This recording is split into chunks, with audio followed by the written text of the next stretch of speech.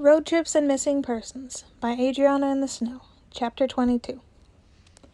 Janus did not respond to Roman's quip about the car. Instead, he shoved past Roman the second he heard the boy's voice.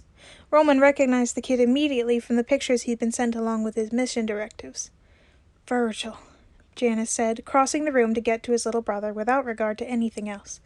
"Thank God. Are you all right?" He grabbed his face and tilted it as though to look for injuries. Nothing about what Roman had learned about Janus in the past few hours would have prepared him for the way he descended directly into mother-hen mode, cupping the boy's face with delicate fingers. He was even less prepared for when Virgil shoved his hands aside with an eye roll and a "I'm fine, Janus," and Janus immediately started to cry. Janus pulled Virgil into a hug, and Roman winced in sympathy for Janus's injured ribs when the kid hugged him back tightly. They should really get that checked out as soon as the two of them had their moment. "I've been worried sick about you," Janus said, voice all types of wrecked. The past few hours of worry that Janus had kept careful hold of lashed out suddenly, and it was even more than Roman had anticipated. "I showed up to the house, and you were gone, and the window was broken." Virgil was getting a bit wobbly-lipped himself, and Roman couldn't exactly blame him with how gutted Janus sounded. "Where did you go? How did you get here? How did you know to come here? Did Logan send someone else after you?" "Dad let the name slip," Virgil explained, "and Mom sent someone to pick me up, but I'd already accidentally heard that she killed him with the radio Dad keeps in his room, so I didn't want to go with the man, and he was mean, especially when I said no." His voice cracked a bit as he spoke, and he too started crying. "I didn't know where to go or what to do. At first, I just wanted to get out of the city so Mom couldn't find me, and once I was out, I decided to try to get here because Dad said he worked with the owner and no one was answering their phones." I'm sorry, Janus said. "That was my fault. I broke my phone. I should have thought about you wanting to call me." He pulled back to kiss Virgil ever so gently on the forehead. "Hey, what gives?" another man said, and Virgil blinked and actually looked at the other occupants of the room. Both Dad and Uncle Patton were there, along with a man he didn't recognize. Yet his attention was quickly drawn to the speaker, because that was Remy Gates, and Remy was definitely supposed to be dead.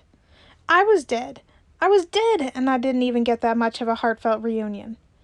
Janus seemed to freeze for a moment, and then turned to him.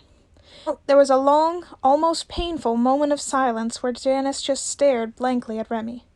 Roman recalled the short conversation that Remus and Janus had in the car about Remy, and how Janus was probably more upset about the man's death than he was allowing himself to express. Remus clearly had known what he was talking about, because there was a stunned, surprisingly vulnerable look on Janus's face as he looked at his brother's father.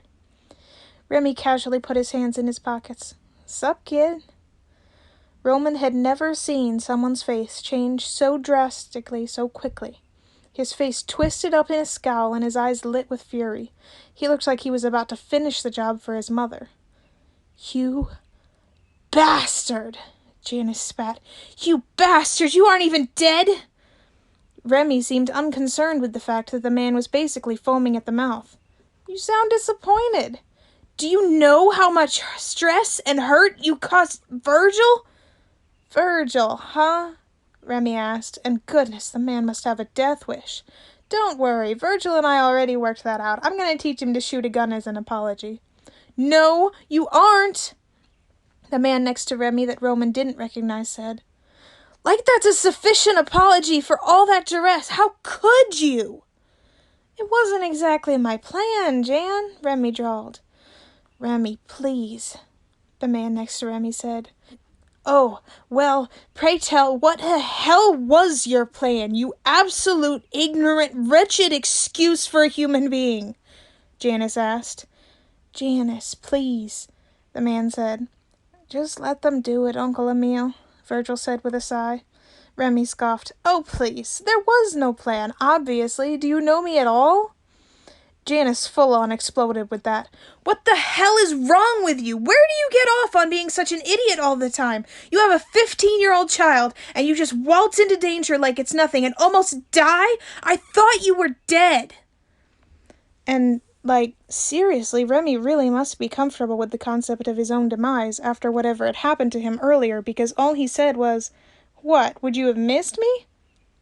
"No," Janus said, far too intense for that to be the truth. In fact, tears started to prickle at the corner of his eyes. "Aw," Remy cooed, still mocking, but perhaps just a bit gentler now. He walked the couple steps to Janice and threw an arm around his shoulder. "Don't cry, kid. I'm okay, I promise." "I'm not crying," Janice insisted, even though his voice cracked a bit and the tears were starting to escape out of the corners of his eyes. He attempted to push Remy away, but his efforts were weak and easily resisted. He gave up a moment later. "You're crying." "I'm really not," Remy said with a chuckle. "You will be if you don't shut up and let go of me," Janice insisted, even though when Remy tugged him closer into a proper hug, he folded himself into the embrace like a small child and proceeded to cry into the man's shoulder. Well, that was an event. Roman didn't know what to think about Janice at this point. He'd been cold, calculating, and scary at the beginning of their adventure, and now he was sobbing into a man's arms. "Aw, there it is," said Remus cheerfully. Janice didn't look at him, but he pulled one of his arms out of the embrace to flip him off. "As touching as this is," Dad interjected, "now that everyone is here and aware that no one is dead." He looked specifically in Remus and Roman's direction. The expression on his face was one Roman was very familiar with from his childhood. Roman grimaced even before Dad continued with, "Would anyone care to explain themselves?" in a dark tone. Uh-oh.